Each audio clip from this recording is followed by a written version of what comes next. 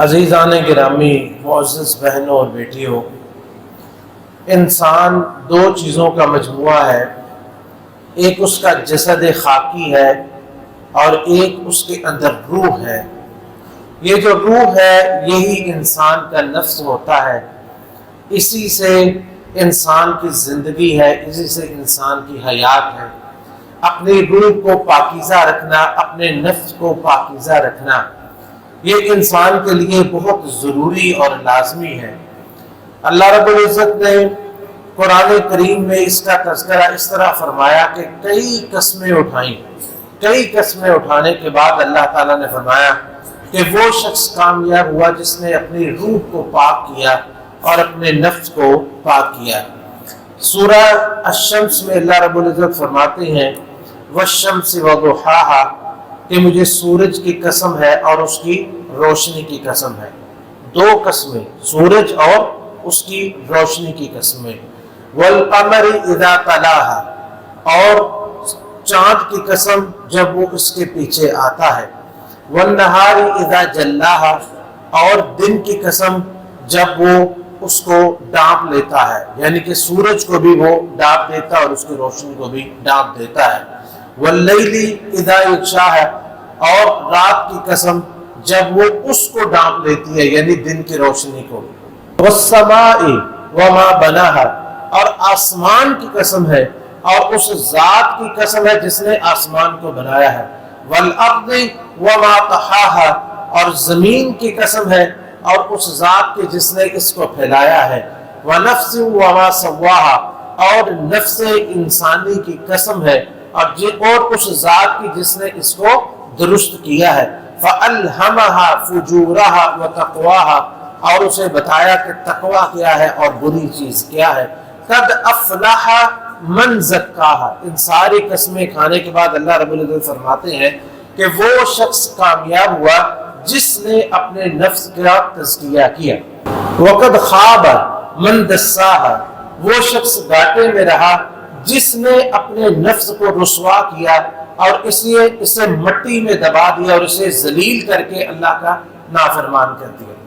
دیکھیں کہ کتنی قسمیں اللہ رب العزت نے کھائیں، اور یہ قسمیں کس کی ہیں؟ سورج کی قسم ہے، اس کی روشنی کی قسم ہے، اور چاند کی قسم ہے، اور دن کی اور رات کی، یہ ساری چیزیں، یہ قسمیں اللہ رب العزت نے کیوں اٹھائیں؟ اس لیے کہ یہ انسان کی خدمت کے لیے اور انسان کی اس دنیا میں رہنے کے لیے وہ بڑی بڑی چیزیں ہیں جو اللہ رب العزت نے پیدا فرمائی۔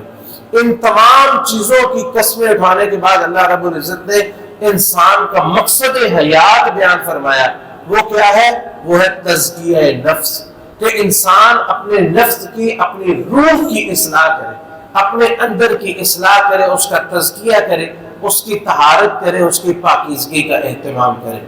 طہارت، یہ تزکیہ نفس کیا ہے؟ تزکیہ جو اسی سے لفظ زکوٰۃ بھی ہے، لفظ زکوٰۃ بھی اسی تزکیہ یا زکوٰۃ، یہ ایک ہی چیز ہے۔ تو اس کا مطلب کیا ہے؟ تزکیہ کے دو معنی ہیں،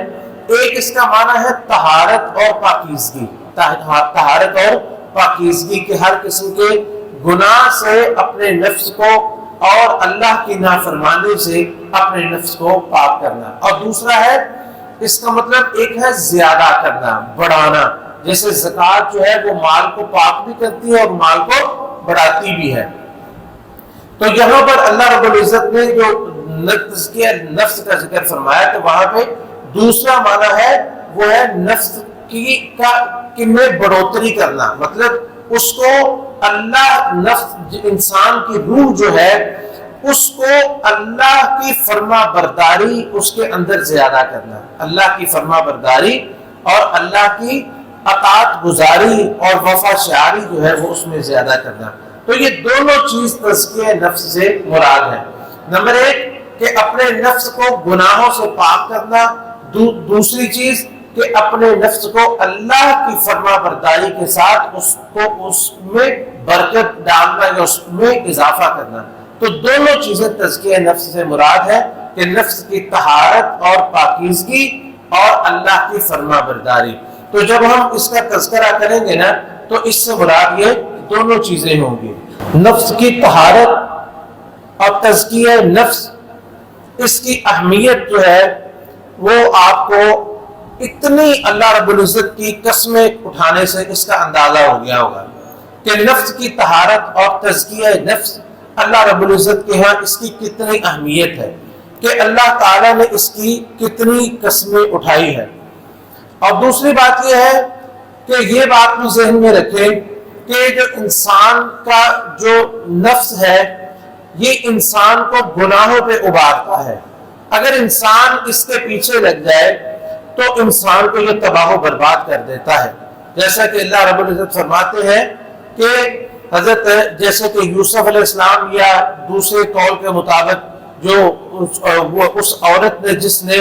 گناہ کی طرف ان کو بلایا تھا، ان کا یہ قول ہے کہ وَمَا أُبَرِّئُ نَفْسِي إِنَّ النَّفْسَ لَأَمَّارَةٌ بِالسُّوءِ، کہ میں اپنے نفس کو بری نہیں کرتا یا کرتی، کیونکہ نفس جو ہے وہ تو گناہ کی طرف بلانے والا ہی ہے۔ انسان کی خواہشات جو ہوتی ہیں وہ ہمیشہ اس کو گناہ کی طرف ہی بلاتی ہے۔ تو اس لیے اگر کوئی شخص جو ہے اپنے نفس کا محاسبہ نہیں کرتا اور تزکیہ نفس نہیں کرتا تو لا محالہ وہ اللہ کی نافرمانی میں گر کے وہ جہنم کا ایندھن بن جاتا ہے۔ ابن القیم رحمۃ اللہ علیہ فرماتے ہیں وَقَدْ اتَّفَقَ السَّالِكُونَ عَلَىٰ أَنَّ النَّفْسَ قَاطِعَةٌ بَيْنَ الْقَلْبِ وَبَيْنَ الْوُصُولِ إِلَى الرَّبِّ، کہ تمام سالکین جو اللہ کی طرف جانے والے ہیں، اللہ کا رستہ تلاش کرنے والے، ان کا اس بات پر اتفاق ہے کہ انسان کا نفس ہی اللہ اور اس کے اور اللہ اور انسان کے درمیان حائل ہوتا ہے۔ اگر انسان اس کے پیچھے لگتا ہے اور اپنی خواہش نفس کے پیچھے لگتا ہے تو وہ انسان کو تباہ و برباد کر دیتا ہے۔ وَأَنَّهُ لَا يَدْخُلُ عَلَيْهِ سُبْحَانَهُ وَلَا يُوصِلُ إِلَيْهِ إِلَّا بَعْدَ إِمَاتَتِهَا وَالظُّفْرِ بِهَا، کہ جب تک انسان اپنے نفس کو قابو نہیں کرتا اور اپنی خواہشات کو کنٹرول نہیں کرتا، اس وقت تک انسان جو ہے وہ اپنے اللہ تک نہیں پہنچ سکتا۔ عزیزان گرامی، یہ نفس کو کنٹرول کرنا، اپنی خواہشات کو کنٹرول کرنا، اپنی روح کو پاک کرنا، یہی وہ رستہ ہے جو اللہ کے رب العزت کی جنت کی طرف انسان کو لے کے جاتا ہے۔ اللہ رب العزت فرماتے ہیں وَأَمَّا مَنْ خَافَ مَقَامَ رَبِّهِ وَنَهَى النَّفْسَ عَنِ الْهَوَىٰ، کہ وہ شخص جو اپنے رب سے ڈرا، مقام ربه، اپنے رب کے سامنے کھڑے ہونے سے ڈرا، وَنَهَى النَّفْسَ عَنِ الْهَوَىٰ، اور اپنے نفس کو خواہشات سے روکا، فَإِنَّ الْجَنَّةَ هِيَ الْمَأْوَىٰ، تو جنت ہی اس کا ٹھکانہ ہے۔ تو جو بھی شخص یہ چاہتا ہے کہ وہ جنت میں جائے، اس کو چاہیے کہ وہ اپنے نفس کو کنٹرول کرے اور تزکیہ نفس کا اہتمام کرے۔ اور اللہ رب العزت نے انبیاء کرام کو بھی اسی مقصد کے لیے بھیجا، اور خاص طور پر محمد کریم صلی اللہ علیہ وسلم جب آپ کی بعثت کے لیے حضرت ابراہیم علیہ السلام نے دعا کی تھی تو انہوں نے دعا بھی یہی کی تھی، ربنا وابعث فیہم رسولا منہم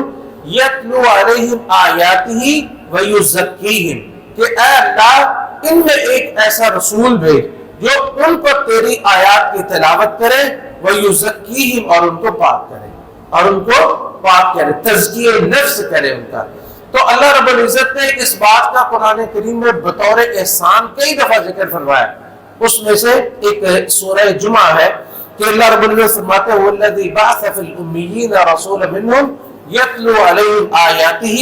وَيُزَكِّيهِمْ وَيُعَلِّمُهُمُ الْكِتَابَ وَالْحِكْمَةَ۔ یہ اللہ رب العزت وہی ذات ہے جس نے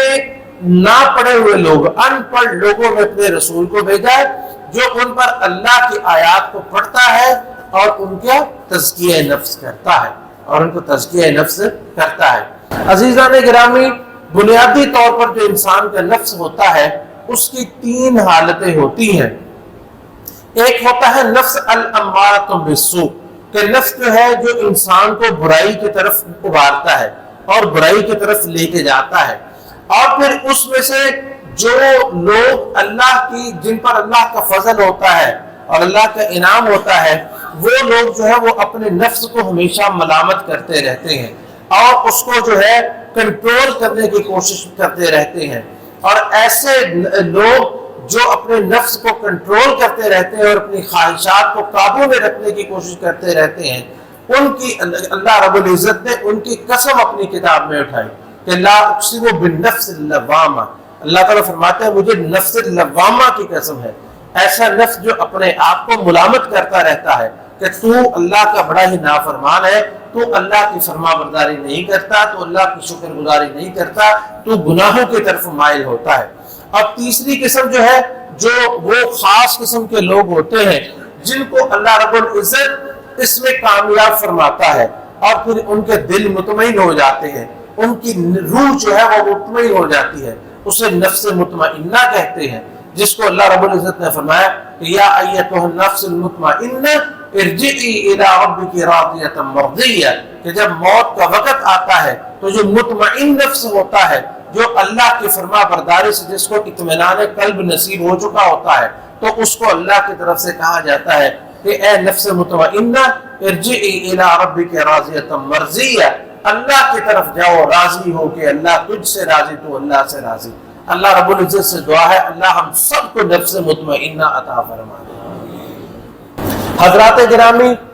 یہ تو کچھ اہمیت تھی تزکیہ نفس کی کہ ہم اپنے نفس کو، اپنی روح کو کیسے جو ہے وہ پاک رکھیں، اس کی اہمیت کیا ہے۔ تو ہم اس اپنے نفس کو پاک کیسے رکھ سکتے ہیں، اس کا تزکیہ کیسے کر سکتے ہیں، اس کے لیے چند ایک چیزیں جو ہے ہم آج ذکر کرتے ہیں۔ مختصر کے وقت کے ساتھ سب کا تذکرہ تو نہیں کر سکتے، لیکن چند ایک ضروری چیزیں جو اس مختصر وقت میں ہمارے لیے ممکن ہوئی، انشاءاللہ العزیز ہم اس کا ابھی تذکرہ کرتے ہیں۔ حضرات گرامی، تزکیہ نفس کے لیے سب سے پہلی چیز توحید ہے۔ اگر توحید نہیں ہے تو نفس کبھی بھی پاک نہیں ہو سکتا، سوال ہی پیدا نہیں ہوتا، کیونکہ اسی لیے اللہ رب العزت نے انسان کو پیدا کیا ہے کہ وَمَا خَلَقْتُ الْجِنَّ وَالْإِنسَ إِلَّا لِيَعْبُدُونَ، کہ ہم نے جنوں اور انسانوں کو پیدا ہی اس مقصد کے لیے کیا ہے کہ وہ اللہ رب العزت کی عبادت فرمائے۔ اللہ رب العزت فرماتے ہیں وَوَيْلٌ لِّلْمُشْرِكِينَ الَّذِينَ لَا يُؤْتُونَ الزَّكَاةَ وَهُمْ بِالْآخِرَةِ هُمْ كَافِرُونَ، کہ مشرکوں کے لیے تباہی ہے۔ وَوَيْلٌ لِّلْمُشْرِكِينَ، مشرکوں کے لیے تباہی ہے۔ کون سے مشرک؟ الذین لا یؤتون الزکاۃ، جو تزکیہ کا اہتمام نہیں کرتے، جو زکوٰۃ کا اہتمام نہیں کرتے۔ یہ آیت جو ہے یہ مکی ہے اور مکہ میں زکوٰۃ فرض نہیں تھی، اس لیے حضرت عبداللہ بن عباس رضی اللہ تعالی عنہما فرماتے ہیں کہ اس سے مراد لا یؤتون الزکاۃ سے مراد یہ ہے کہ لا یشہدون لا الہ الا اللہ، کہ یہ وہ لوگ ہیں جو لا الہ الا اللہ کی گواہی نہیں دیتے۔ تو اسی کی تائید حضرت موسیٰ علیہ السلام کو جو اللہ رب العزت نے بھیجا تھا، تو جو چیز ان کو سکھا کے بھیجی تھی اس سے بھی ہوتی ہے۔ اللہ رب العزت فرماتے ہیں کہ ان کو جا کے کہنا کہ حل لک الی ان تزکی، کیا وجہ ہے کہ تم تزکیہ نفس کا اہتمام کیوں نہیں کرتے؟ وَأَهْدِيَكَ إِلَىٰ رَبِّكَ فَتَخْشَىٰ، میں تجھے تیرے رب کی طرف رہنمائی کرتا ہوں تو اس سے ڈر جائے۔ تو یہاں پہ جو تزکیہ ہے جو اللہ رب العزت نے فرمایا، جس زکوٰۃ کا، جس تزکیہ کا حکم دیا تھا موسیٰ علیہ السلام کو، اس سے مراد توحید تھی کہ موسیٰ علیہ السلام کو یہ کہا گیا کہ فرعون کو بلائیے، فرعون کو کہیے کہ آپ اللہ کی طرف متوجہ ہو جاؤ، کہ تم اللہ کی طرف متوجہ ہو جاؤ۔ اس لیے ابن القیم رحمۃ اللہ علیہ فرماتے ہیں کہ فَأَصْلُ مَا تُزَكُّوا بِهِ الْقُلُوبُ وَالْأَرْوَاحُ وَالتَّوْحِيدُ، کہ توحید ہی اصل وہ چیز ہے جس سے روح اور جس سے دل جو ہے ان کا تزکیہ ہوتا ہے۔ تزکیہ نفس جو ہے وہ اصل کس سے ہوتا ہے؟ وہ توحید سے ہی ہوتا ہے۔ اگر انسان ہر قسم کی نیکی کر لے اور اس میں شرک موجود ہو تو تزکیہ نفس کبھی بھی نہیں ہو سکتا، کیونکہ اس کی بنیاد جو ہے وہ توحید ہے۔ اگر توحید نہیں ہوگی تو تزکیہ نفس نہیں ہوگا، کیونکہ توحید سب سے بڑی طہارت اور تزکیہ ہے، اور شرک سب سے بڑی نجاست اور گندگی ہے۔ حتیٰ کہ اللہ رب العزت نے فرمایا کہ فَاجْتَنِبُوا الرِّجْسَ مِنَ الْأَوْثَانِ وَاجْتَنِبُوا قَوْلَ الزُّورِ، کہ جو بتوں کی گندگی ہے اس سے پرہیز کرو، بتوں کی گندگی ہے اس سے پرہیز کرو۔ سب سے بڑی گندگی، سب سے بڑی رجس اور سب سے بڑی جو ہے وہ بری چیز وہ جو ہے وہ شرک ہے۔ اسی لیے اللہ رب العزت فرماتے ہیں کہ انما المشرکون نجس، کہ مشرک جو ہے یہ نجس ہے، فلا یقربوا المسجد الحرام بعد عامهم هذا، کہ اس سال کے بعد مشرک جو ہے، یعنی جس وقت نبی علیہ الصلوۃ والسلام مسلمانوں نے حج کیا تھا تو اس وقت یہ کہا گیا کہ اس سال کے بعد کوئی مشرک جو ہے، یہ نبی علیہ الصلوۃ والسلام سے حج سے پہلے کی بات ہے، آپ نے اللہ رب العزت نے فرمایا کہ مشرک اس سال کے بعد کبھی بھی وہ بیت اللہ میں داخل نہیں ہو سکیں گے۔ انما المشرکون نجس فلا یقربوا المسجد الحرام بعد عامهم هذا۔ تو سب سے بڑی نجاست کیا ہے؟ سب سے بڑی نجاست کیا ہے؟ شرک۔ اور سب سے بڑی طہارت اور تزکیہ کیا ہے؟ وہ توحید ہے۔ توحید کے بغیر تزکیہ نفس کا تصور نہیں ہے۔ دوسری چیز جو تزکیہ نفس کے لیے ضروری ہے وہ سنت کا اتباع ہے، وہ سنت کی اتباع ہے۔ اور ہم نے بھی ذکر کیا کہ اللہ تعالیٰ نے رسولوں کو بھیجا ہی اس لیے تھا، اور خاص طور پر رسول اللہ صلی اللہ علیہ وسلم کا بطور احسان اللہ رب العزت نے قرآن کریم میں کئی دفعہ ذکر کیا، لَقَدْ مَنَّ اللَّهُ عَلَى الْمُؤْمِنِينَ إِذْ بَعَثَ فِيهِمْ رَسُولًا مِّنْهُمْ يَتْلُو عَلَيْهِمْ آيَاتِهِ وَيُزَكِّيهِمْ وَيُعَلِّمُهُمُ الْكِتَابَ وَالْحِكْمَةَ، کہ یہ رسول بھیجے جو تزکیہ نفس کا اہتمام کرتے ہیں۔ اس لیے تزکیہ نفس اگر کرنا ہے تو سنت کے مطابق کرنا ہے، وہ طریقہ جو رسول اللہ صلی اللہ علیہ وسلم نے جس طریقہ کو اپنایا تھا، جیسا کہ اللہ تعالیٰ فرماتے ہیں کہ لَقَدْ كَانَ لَكُمْ فِي رَسُولِ اللَّهِ أُسْوَةٌ حَسَنَةٌ۔ بعض لوگوں نے تزکیہ نفس کے لیے اپنے طریقے بنائے ہوئے ہیں، اور وہ ہے مجاہدہ کرتے ہیں کہ جنگلوں میں چلے جائیں گے اور وہاں پہ نہ کچھ کھائیں گے نہ کچھ پیئیں گے، دھوپ میں بیٹھیں گے اور کسی لذت سے جو ہے وہ آشنا نہیں ہوں گے، تکلیف میں اپنے آپ کو رکھیں گے اور پھر تنہائی میں بیٹھ کے تزکیہ نفس کریں گے، تو اس سے تزکیہ نفس حاصل نہیں ہوتا، اس سے نفس کی طہارت جو ہے وہ حاصل نہیں ہوتی۔ ابن القیم رحمۃ اللہ علیہ فرماتے ہیں کہ جو شخص اپنے طریقے کے مطابق تزکیہ نفس کرتا ہے وہ ایسے ہے کہ جیسے کوئی مریض ہو اور وہ اپنی رائے سے اپنا علاج کرنا شروع کر دے اور طبیب کی ہدایات کو نظر انداز کر دے، یعنی ڈاکٹر اور طبیب اور اسپیشلسٹ جو اس کو کہتا ہے اس کو چھوڑ کے اپنی رائے کے مطابق اپنے آپ کا علاج شروع کر دے، تو وہ شخص کبھی کامیاب نہیں ہو سکتا اور کبھی صحت مند نہیں ہو سکتا۔ اسی طرح طبیب القلوب حضرت محمد کریم صلی اللہ علیہ وسلم ہے، جو دلوں کی ہدایت کے لیے اور رہنمائی کے لیے اللہ رب العزت نے جن کو بھیجا تھا۔ اگر ہم سنت کے مطابق اپنے تزکیہ نفس نہیں کرتے تو کبھی بھی ممکن نہیں ہے کہ ہم تزکیہ نفس کا اہتمام کر سکیں۔ اس لیے سنت کا اہتمام کرنا چاہیے کہ وہ طریقہ، جیسے وہ ایک لمبی حدیث ہے کہ 3 لوگ رسول اللہ صلی اللہ علیہ وسلم کے پاس آتے ہیں اور آپ کا طریقہ پوچھ کے یہ کہتا ہے میں تو کبھی شادی نہیں کروں گا، اور دوسرا کہتا ہے کہ میں تو کبھی سوؤں گا نہیں، اور تیسرا کہتا ہے میں تو کبھی روزہ افطار نہیں کروں گا۔ تو نبی علیہ الصلوۃ والسلام نے فرمایا کہ میں سب سے زیادہ اللہ سے ڈرنے والا ہوں، میں نے شادی بھی کی ہے، میں نے شادیاں بھی کی ہیں، رات کو سوتا بھی ہو، روزہ رکھتا بھی ہو، چھوڑتا بھی ہو۔ اس لیے تزکیہ نفس اگر کوئی کرنا چاہتا ہے تو سنت کا اہتمام کرے اور رسول اللہ صلی اللہ علیہ وسلم کی جو سیرت ہے اس کو پڑھے اور اس کے مطابق تزکیہ نفس کا اور نفس کی طہارت کا اہتمام کرے۔ حضرات گرامی، قرآن کریم تزکیہ نفس کا منبع ہے۔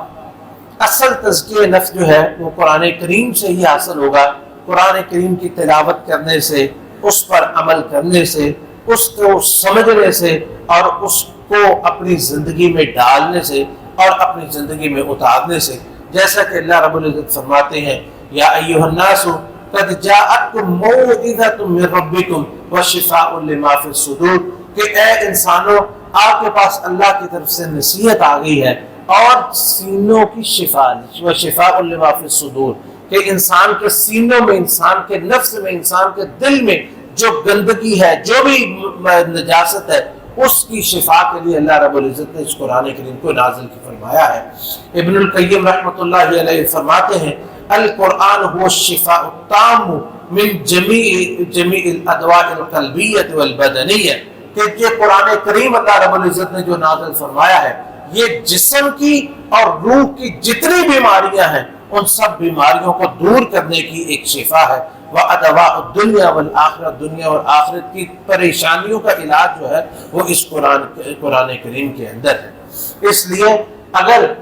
ہم چاہتے ہیں کہ ہم تزکیہ نفس کریں، اپنے نفس کی طہارت کریں، اپنے نفس کی پاکیزگی حاصل کریں، تو قرآن کریم کی تلاوت، اس کی سمجھ بوجھ اور اس پر عمل جو ہے یہ لازمی چیز ہے۔ حضرات گرامی، چوتھی چیز جو تزکیہ نفس کے لیے ضروری ہے وہ نماز کا اہتمام ہے۔ اللہ رب العزت فرماتے ہیں قد افلح من تزکا۔ یہ دیکھیں یہ چیزیں ہم ہر جمعہ میں ہم سنتے ہیں اور پڑھتے ہیں، آخر اس کا کوئی مقصد ہے کہ نبی علیہ الصلوۃ والسلام جمعے والے دن سورہ جو ہے وہ غاشیہ، سورہ اعلیٰ، سورہ المؤمنون، سورہ المنافقون ان کا اہتمام کرتے تھے۔ اگر آپ ان 4 صورتوں کا دیکھیں گے نا، خاص طور پر ان 4 صورتیں، ان 4 صورتوں کے اندر دل کی طہارت کا خاص طور پر ذکر ہے۔ جیسے کہ قد افلح من تزکا، وہ کامیاب ہو گیا جس نے اپنی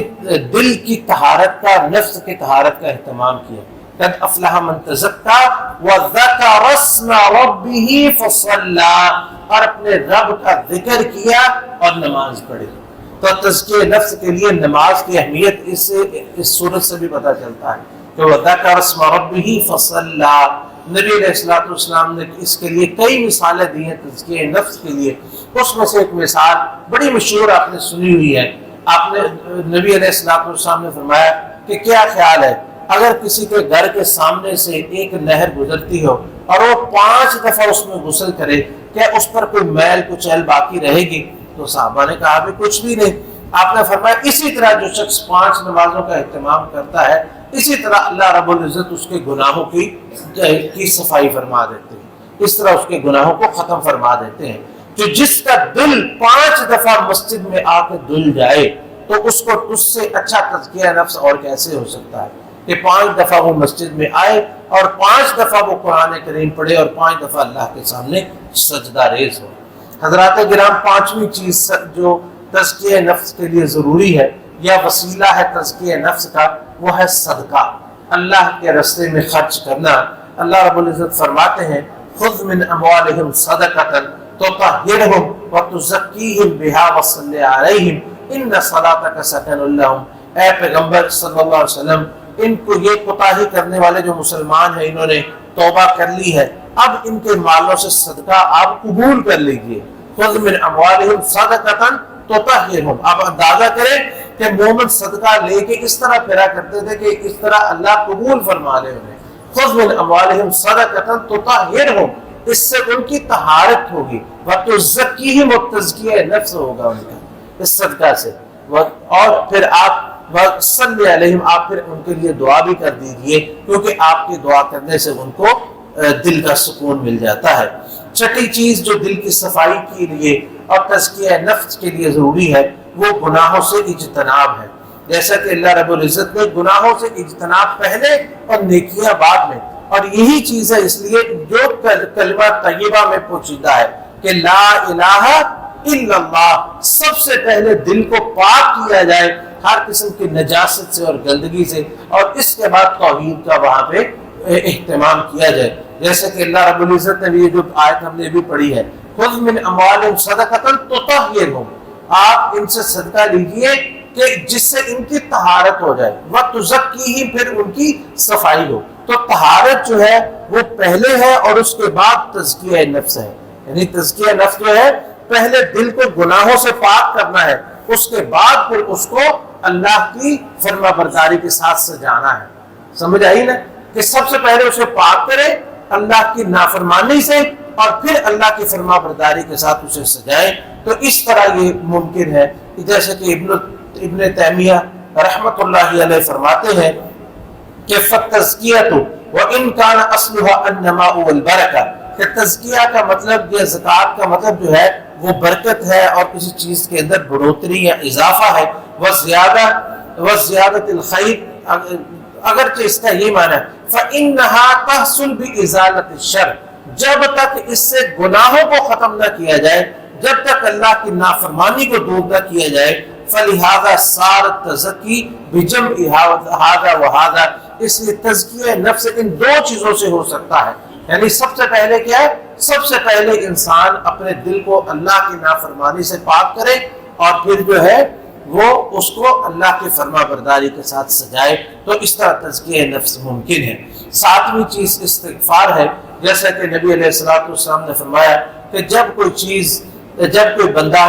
اللہ کی نافرمانی کرتا ہے تو اس کے دل پہ ایک سیاہ نقطہ لگ جاتا ہے، اور اگر وہ پھر استغفار کر لیتا ہے اور باز آ جاتا ہے گناہ سے، تو اللہ رب العزت استغفار کی برکت سے اس کے دل سے وہ سیاہ نقطہ مٹا دیتے ہیں۔ لیکن اگر وہ استغفار نہیں کرتا تو سیاہ نقطے لگتے لگتے اس کا دل کالا ہو جاتا ہے، اور یہی وہ زنگ ہے جس کے بارے میں اللہ تعالیٰ نے فرمایا کہ کلا بل ران علی قلوبہم ما کانوا یکسبون، ان کے دلوں پہ زنگ لگ چکا ہے۔ اس لیے استغفار جو ہے وہ دل کی صفائی کے لیے اور تزکیہ نفس کے لیے بہت ضروری ہے۔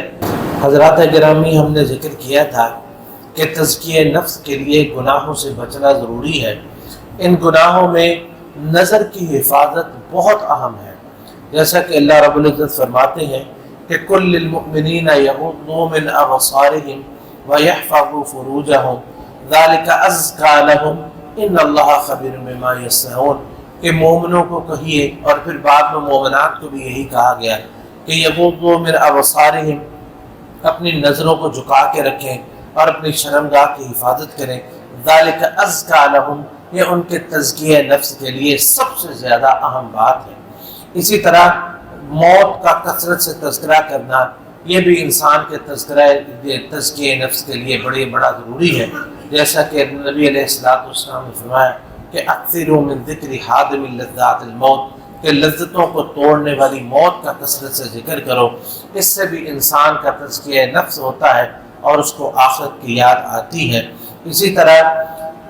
اللہ کا ذکر کرنا، وَذَكَرَ اسْمَ رَبِّهِ فَصَلَّى، جیسا کہ اللہ رب العزت نے فرمایا کہ قد افلح من تزکا، وہ شخص کامیاب ہو گیا جس نے تزکیہ نفس کا اہتمام کیا، وَذَكَرَ اسْمَ رَبِّهِ، اور اپنے رب کا ذکر کیا، فَصَلَّى، اور نماز پڑھی۔ اللہ کا ذکر کرنا اور اپنے اچھی صحبت کو اختیار کرنا، اپنے نفس کو ملامت کرنا، یہ